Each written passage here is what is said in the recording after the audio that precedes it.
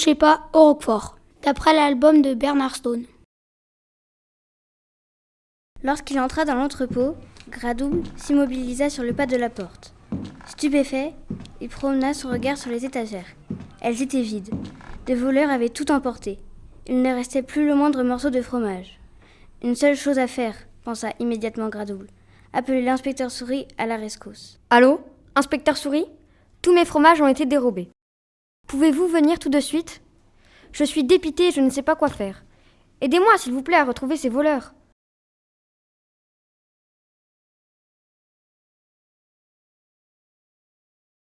L'inspecteur Souris ne tarda pas à arriver sur les lieux. Il était accompagné de son adjoint, Sam le Dentu. Dieu merci, vous êtes là, inspecteur. Ce sont toutes mes économies qui viennent d'être réduites à néant. Gémit Gradouille. Murmura l'inspecteur Souris en jetant un regard dans l'entrepôt. Il remarqua aussitôt un indice qui ne pouvait échapper à son œil de détective professionnel. C'est Joe l'oreiller qui a fait le coup, marmonna l'inspecteur. Comment diable pouvez-vous le savoir ? S'exclama Gradouille, visiblement impressionné. Je croyais que Joe l'oreiller était de notre côté, fit remarquer le Dentu en sortant sa loupe. Peu importe.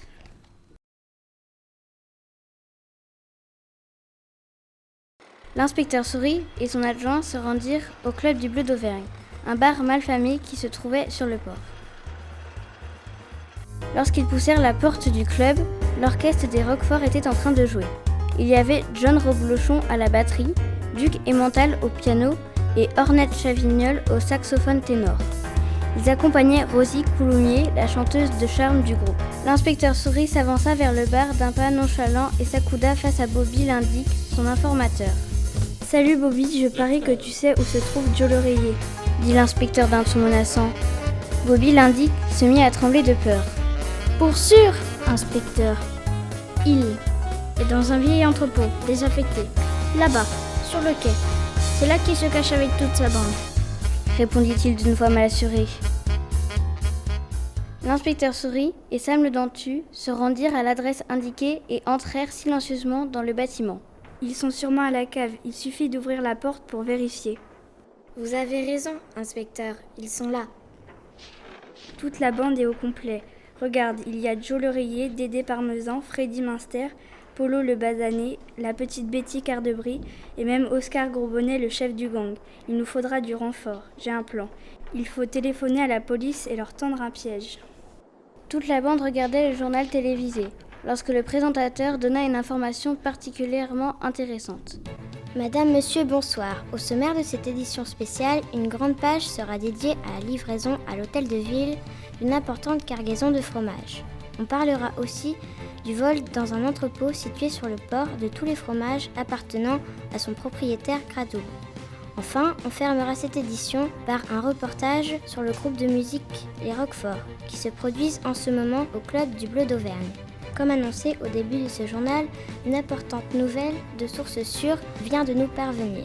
En effet, à l'occasion d'un banquet offert par la mairie, une impressionnante quantité de Roquefort va être livrée à l'hôtel de ville. Le fromage se trouve, à l'heure actuelle, nous vous parlons, dans une péniche qui remonte le fleuve. Une brigade spéciale de la police protège le précieux chargement.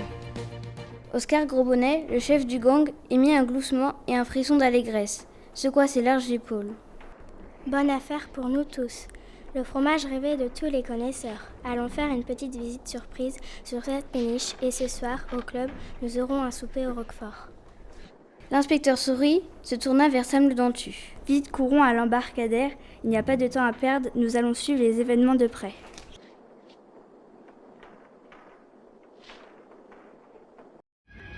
Pendant ce temps, la péniche convoyée par la brigade spéciale de la police remontait le fleuve silencieusement.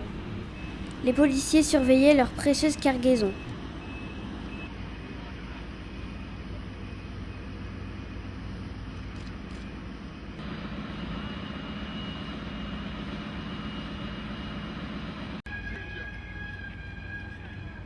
Mais bientôt, la puissante odeur du Roquefort les plongea dans une douce somnolence et, en quelques instants, tous s'endormirent profondément.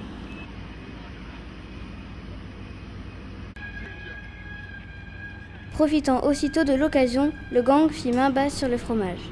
Joe l'oreiller et ses complices n'eurent aucune difficulté à s'enfuir avec leur butin.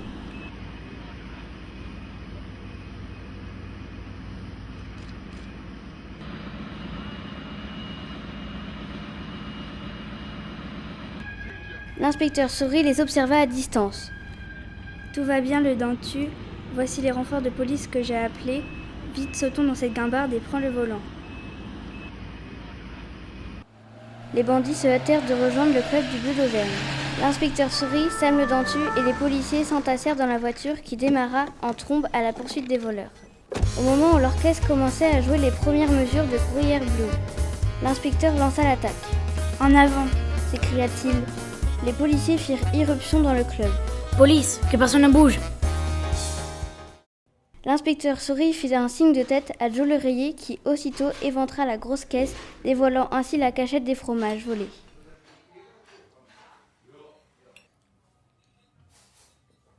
Malédiction, nous avons été trahis, s'exclama Duc Emmental. La stupeur se lisait sur le visage de Sam le dentu. Alors, finalement, tu étais quand même de notre côté, dit-il à Joe le Rayé. Et oui, tu avais raison comme d'habitude. Je me demande ce que je ferais sans toi, remarqua l'inspecteur. Les policiers emmenèrent les membres du gang.